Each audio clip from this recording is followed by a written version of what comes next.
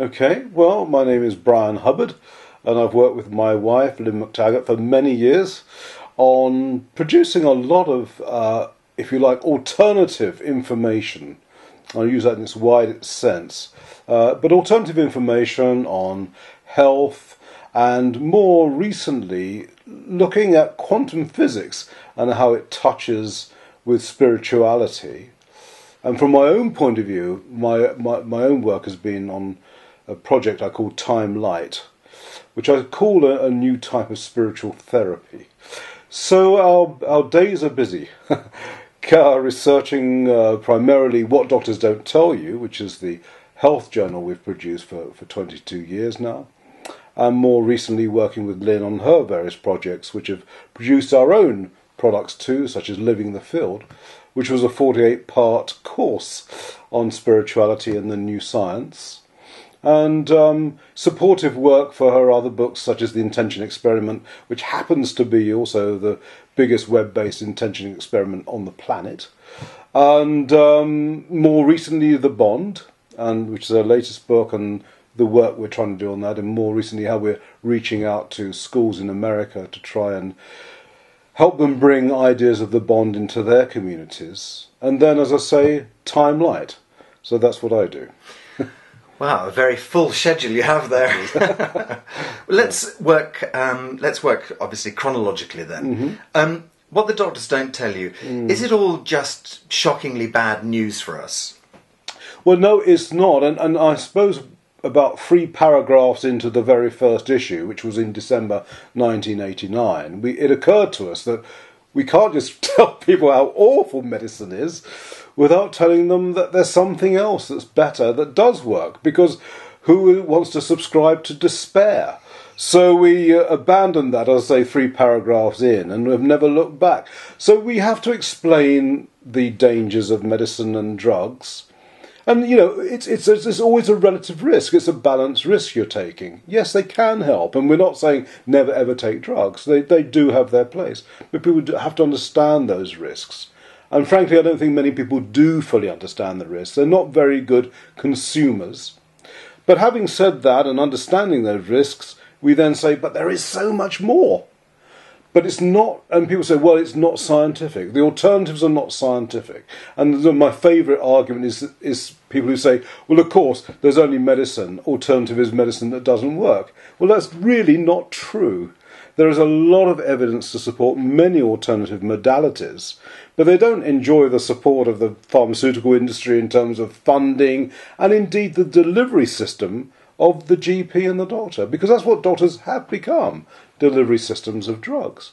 So they don't have that support, and they don't have the National Health Service behind them, other than a little bit given to homeopathy, which I think is about £1 million a year out of something extraordinary like £140 billion a year, which we spend on the National Health Service. So it's not an awful lot. It's a minor dilution of homeopathy there. So it's not really getting a fair crack. And so one of our jobs is to say, well, look, seek out that evidence. And we are looking still for evidence and research. We're not just saying, for its own sake, if it's alternative, it must be good. We'd still look for the evidence to support these various things. And that's what we report on. And there is an awful lot out there. There's an awful lot of hope. And I'll just give one quick example. Cancer, the most dread disease of them all. We had a cancer conference a few years back, and we had some fantastic guys who all doctors, but if you like, alternatives. In other words, they look for things beyond chemotherapy and radiotherapy. You know, and I came away from, and everyone in the audience had cancer, but you know, I came away from that not being frightened of cancer any longer. I suddenly thought, we can manage. If it happened to me, I could manage this. I'd know what to do. I would not be frightened of this. And, you know, the great thing was for everyone who left that hall that day, they left with a similarly inspiring message, I think. And that's really what we try to do. You know, inspire people, give people hope through evidence-based research that really has been proven to work. What format does that take then? Is that purely on the web? Or is it a newsletter? Or Oh, sorry, yes. I mean, What Doctors Don't Tell You has existed as a physical journal for 22 years, which has gone to subscribers all over the planet. I think at its peak, I think we went out to 100 different countries. So it's and very soon we're developing it soon beyond that point as well. But it is a physical journal, and come September it will also be available in the shops for the first time ever. So not just Royal Mail, but in Tesco and Sainsbury's and Waitrose and every other supermarket that I haven't mentioned thus far. You'll be able to buy it as of September 2012. Congratulations. Thank you. So how did the work from What the Doctors Don't Tell You lead you onto your next project? I mean, where did Time Light come from? That was a long way down the road. Okay. The next project on from Living the Field, from What Doctors was Living the Field, which grew out of Lynn's book, The Field. Now, up to that point, Lynn had been fairly sort of conventional journalist come researcher, and indeed her book, What Doctors Don't Tell You, was from some of the material we had run in the journal. But there were a lot of questions left unanswered in What Doctors Don't Tell You, and we didn't really feel it was our place necessarily to answer them. But, for example, if we are, as our biological model suggests that we are, or according to biology today, how do energy medicines work? Because they do. Because, I said earlier, we've discovered they work because we've done the research and we do know they work. But it is still left this enormous gap. Why do they work? If we are as we're told we are. Doesn't make sense. And so that was the starting point for Lynn's book, The Field, which was an extraordinary meeting place of very latest quantum physics with what ultimately became spirituality, I suppose. So that was a pretty important departure from What Doctors Don't Tell You for us. And from that, it is a classic cult bestseller in the New Age movement, and is still to this day, and still bubbles on around 1,000 or so on Amazon some 10 years later. But one question that Lynn was often asked when she gave a conference, well, this is fantastic, wonderful theory, we really get it, we're really inspired, but what do we do now? And we sort of scratched our heads and wondered that question too. And of course, being journalists and being researchers, the only thing we could possibly come up with was the written answer, which became Living the Field, which was a 48-part course on all things spiritual, all things science. And it is to this day a remarkable body of work, if I say so myself. It was 768 pages, I don't know how many, about 160,000 words, maybe more, I don't know. It was a very long answer to a very simple question. And it still was a unique thing, and that was the second thing we did after What Doctors Don't Tell You. And from there, the third thing, again following the chronology of all this, was the Intention Experiment, because that was Lynn's follow-up book. Because that was really taking the theory of the field into more pragmatic waters, if you like, of saying the influence of the mind on this unified field and whether it could impact it. Because if we are indeed part of a unified field, the theory would be that we also would impact that field. And that was really the idea behind the Intention Experiment, which was a book and became the website. Now, this was years before The Secret, and we always felt The Secret was rather a sort of a dumbed-down, hello version of what we were trying to get across, because to us it seemed far more complex than that. Because obviously what's going on all the time anyways, A, you have thoughts yourself, and that impacts on your own body, and other people are also thinking and having their own thoughts. And indeed, if everyone is thinking of becoming multimillionaires at the same time, you might have a slight friction there.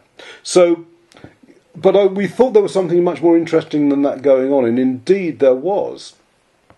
But we sort of stumbled upon that almost by accident when we started doing workshops. Because I say we, it's not the real we. Lynn and I actually did go out and do workshops together, although Lynn wrote the book. And what we used to think at the end, when you do a workshop, you want a bit of bread and circuses as well. You want a bit of, pizzazz at the end of the day, give them something to talk about, and But we had quite successful workshops, and we had often 200, 250 people.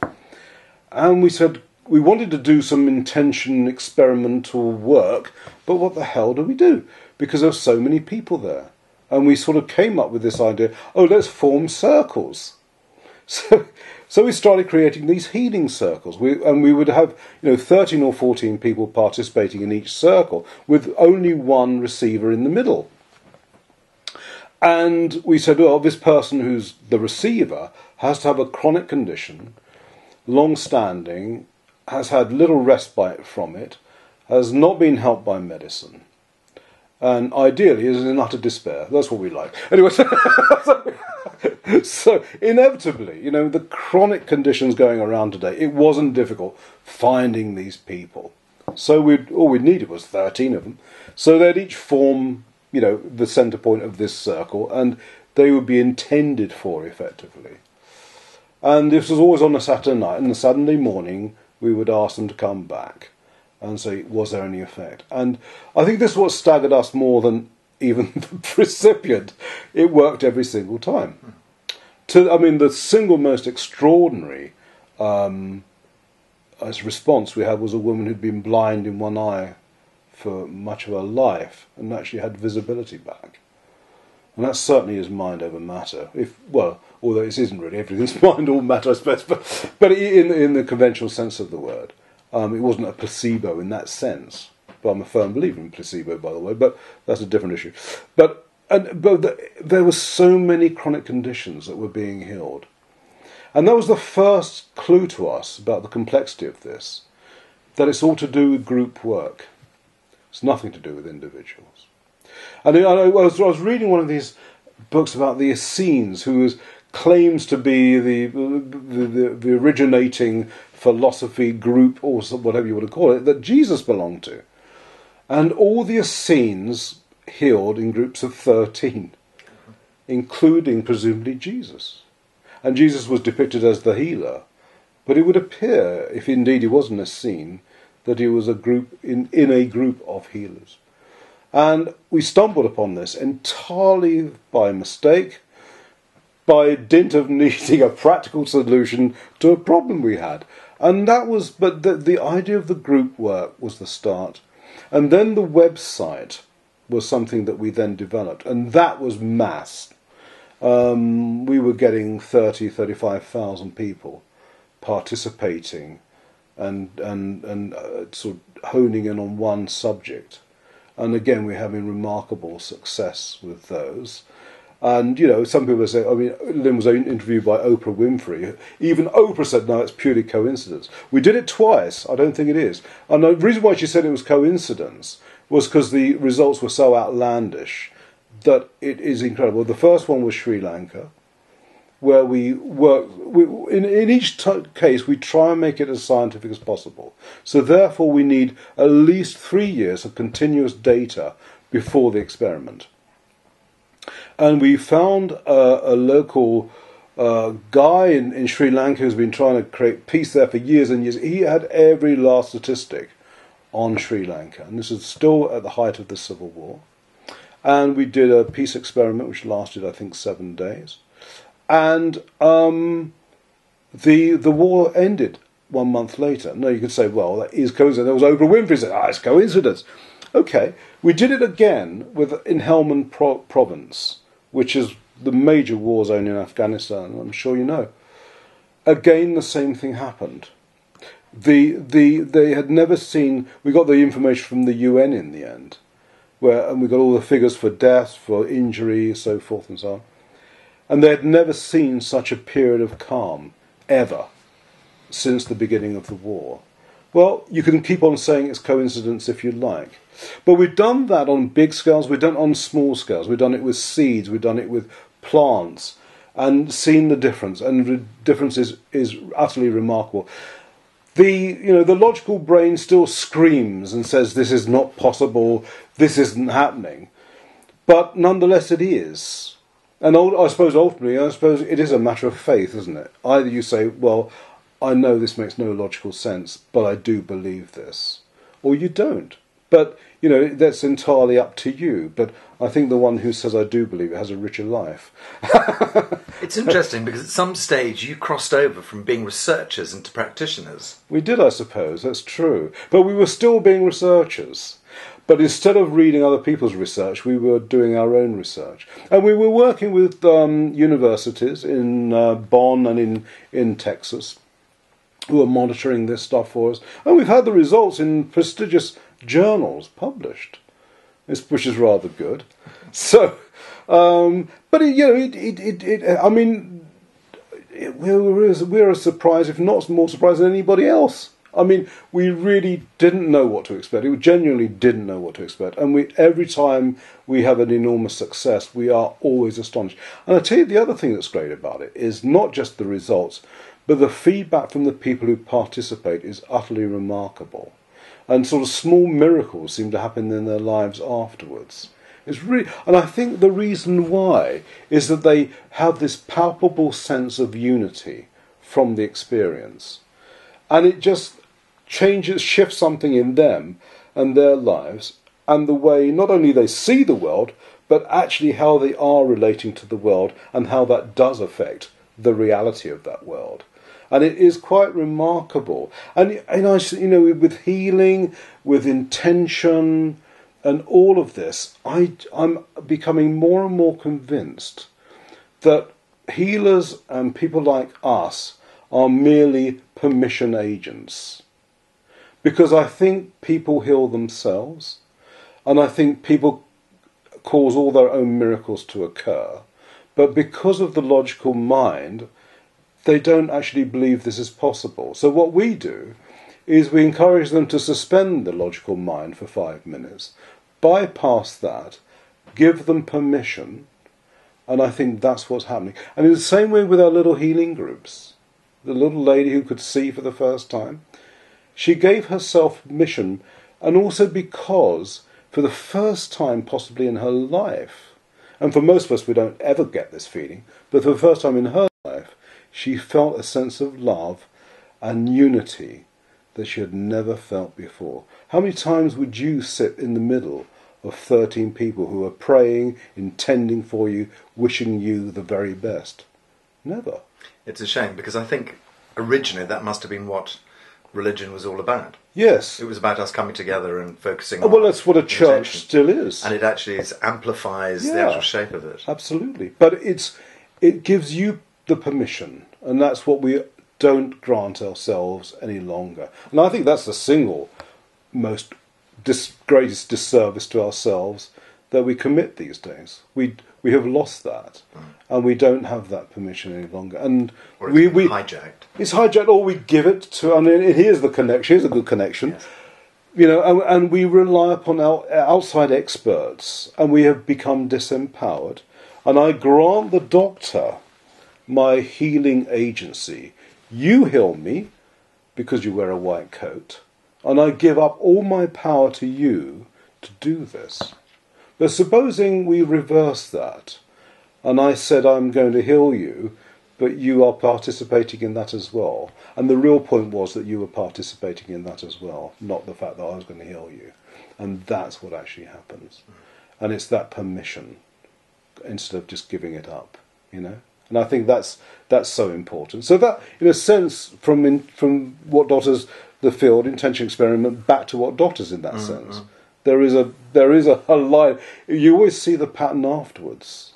You know, at the time you just like a billiard ball being knocked this way and that, and you only afterwards do you see the sheer mastery of it, which just proves it's nothing to do with you at all. And how does Time Light fit into all of this then? Your own personal work. My own personal work. Well, I mean, it's hard to say when any journey begins, I suppose. But I mean, even before Lynn, I had a keen interest in spirituality, and I had sort of very strange experiences as a small boy, and that may have come out of my own. So I had, not a great childhood, it must be said. An abusive father and all the rest of it.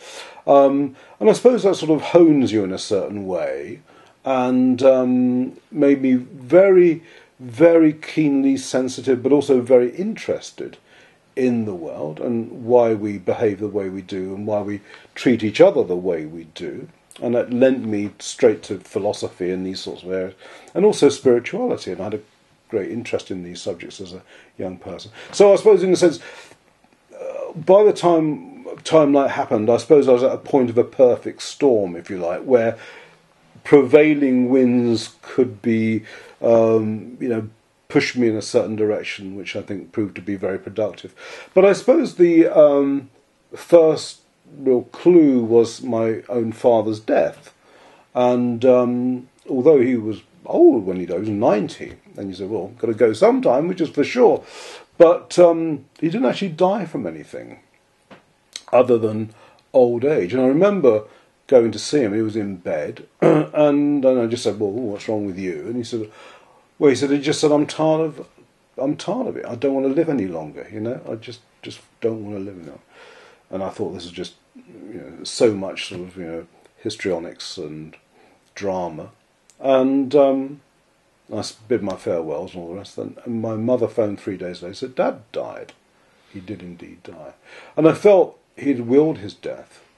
And what was interesting, though, was we don't have any models in science, in neuroscience, or in biology that could explain that phenomenon. But it's not an unusual one.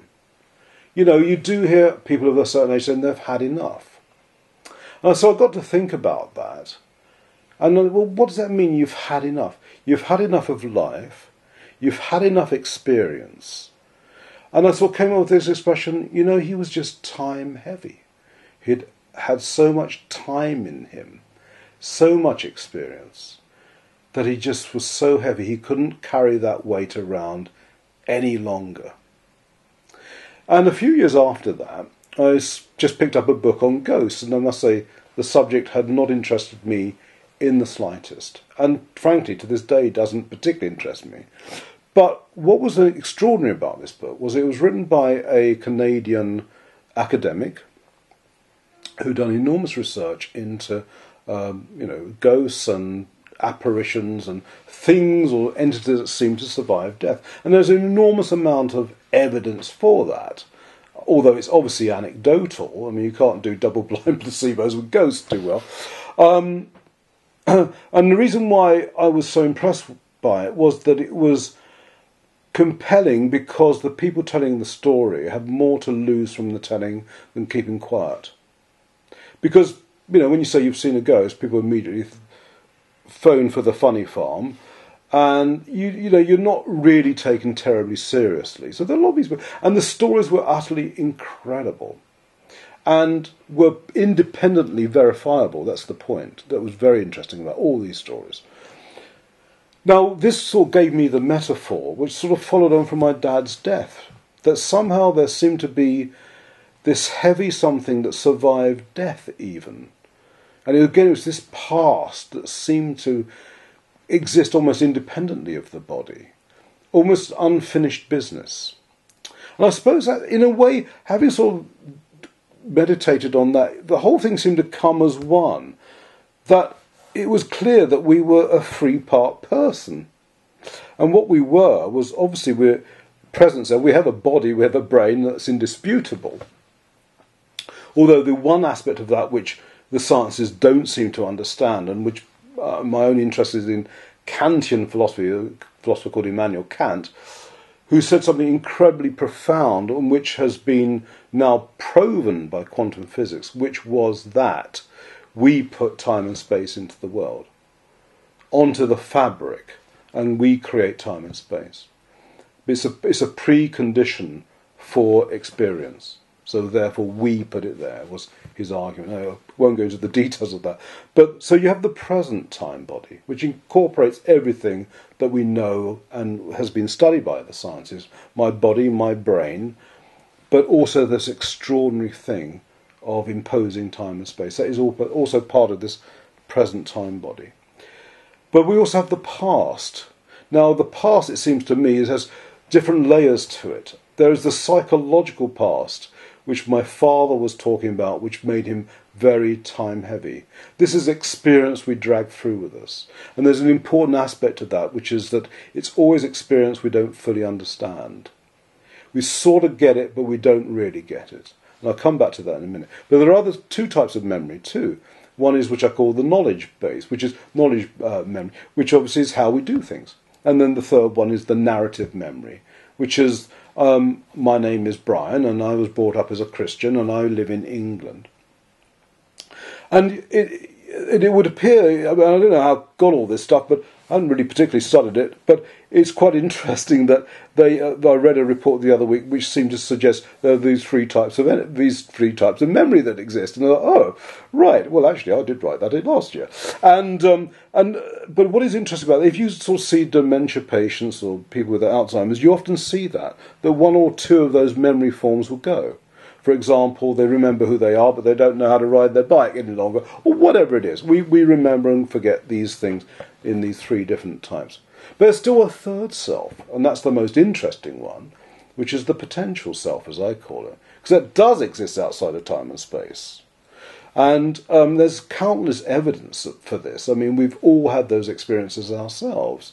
But if you were to go beyond that and sort of look at more sort of pragmatic examples, I mean, it's in ESP and telepathy, near-death experiences, etc., remote viewing, where somehow mind bypasses time or space or both. And, there's countless evidence for this. I mean, it doesn't fit with the current paradigm, so it doesn't tend to get written in the Daily Telegraph, but nonetheless, it's there. And I think we all sort of recognise that's a part of ourselves. Some people call this the soul, the Atman, consciousness, God, call it what you will. It's there. And the time we really are at one with the potential is when we're born. In those first few months of life, we cannot see any difference between us and the world. And that only comes later. The world intrudes later. And we're usually when something doesn't quite work as we would like it. But up to that point, we have that sense of enormous unity as a baby. And and that's what drives us through the rest of our lives. Because whether you want to get rich, whether you want to be powerful, whether you want to be recognised, whether you want to be spiritually enlightened, you somehow remember that time when you were at one, when you were that unified field as a baby. And that's why people are driven to do these things, because they remember it. That's why they do it. And so that was the three-part model of the self, which I then sort of developed. And of course, the very antithesis of being time-heavy is time-light. Good title. There you are, time-light, and that's how that came about. So really the point of time-light is to explain this model, because you really do have to understand the model before you go on to a program, which I also developed. And because you've got to understand why you're doing it. And you can't, and I suppose there's a number of things which are important to say about time-light. One is that the greatest myth that we all live with is that there is this autonomous self that controls everything. That's why people go to therapy, because they think, I am unhappy. Well, no, actually you're not unhappy. There is no you to be unhappy. You are, well, let's put it this way, there are unhappy thoughts that in the process of thinking create you. That's what happens. It's the reverse of what you think. But because I think I am unhappy, or I am whatever I might be, but there's always this central I will seek therapy, I will do this, or I will do that. But if you turn that round and said, actually, the thought creates the thinker, which thinks it is independently thinking the thought, which it isn't, then you actually stand a chance of doing something. Because if you see that it's just a process of thought itself, it's just unhappy thoughts, or whatever they might be, which, by the way, are thoughts that are trying to seek completion in the world. They come through to the present time, to this wonderful stage we have created, and we can play out here as infinite eternal creatures in time space, and have this marvellous fun games. So the thought is trying to is to reach completion in the world. Everything is trying to seek completion and understanding. And the thought is no different. And it's trying to do that. But in so doing, it's an unhappy thought, because it's probably come from trauma and unhappy experience.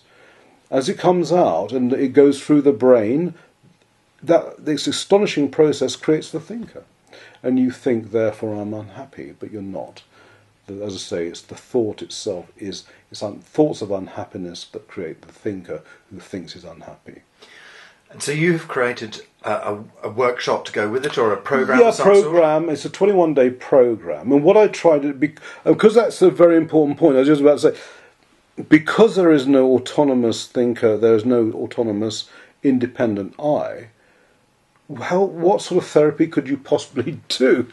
And so, therefore, the 21-day program is all about taking Tiger Mountain by stealth, and it's always going around the subject, because it does it almost creeps up on it and does it, incidentally, because you can't have an I thought saying I want to do this, because you can't have a central controller doing it. What the program does, it just helps you to see the process of thought itself. And that's all you have to do. And once you see the process of thought, that stops. And then when that happens, the past stops. And then you have not only do you have the theory, you then also have the mechanism for doing what every spiritual leader, from Buddha to Eckhart Tolle, has said, is to live in the present. But you can only do that when you understand the mechanism and the process that's going on. Because if I said to you, Jeremy, please live in the present, and you'll do that for about 20, 30 seconds, and then you'll suddenly say, oh, God, we can't do it, because you need to understand that process in order to do it. And I really do believe that it is, I call it a spiritual therapy, and I say so much. I feel I can say this because I feel like, in a way, I've just downloaded this from someplace, so I don't really feel like ownership of this very much, really. But I do feel it's a real important key to understanding religion, because you can impose that on whether you're Islam or Buddhist or Christianity, and it just really makes loads more sense of it. And I mean, my book has two quotes at the beginning. One is from Jesus, and one is from Bryan Hubbard, courtesy of John Paul Sartre. And the first one is by far the wiser. And that which was, unless you become as little children, you shall not enter the kingdom of heaven. We all know that. We've done it from Sunday school. But what does it mean? Unless you become as little children, you shall not enter the kingdom of heaven. It's almost meaningless. So what I do is spend 60,000 words, exposition of this one remark, if you like. Timeline is a 60,000 word exposition of that one remark. The other one, by the way, was Hell is Other People, Jean Paul Sartre, and mine was Hell is Thinking There Are Other People, Bryan Hubbard. But that was a joke. When you self-publish a book, you're allowed to do these things. So tell me, where do the viewers of Positive TV get more information? Do you have a website dedicated to it? We have lots of websites for everything we've talked about. Please list them out to us. Right. What Doctors Don't Tell You is www.wddty.com, which stands for What Doctors Don't Tell You.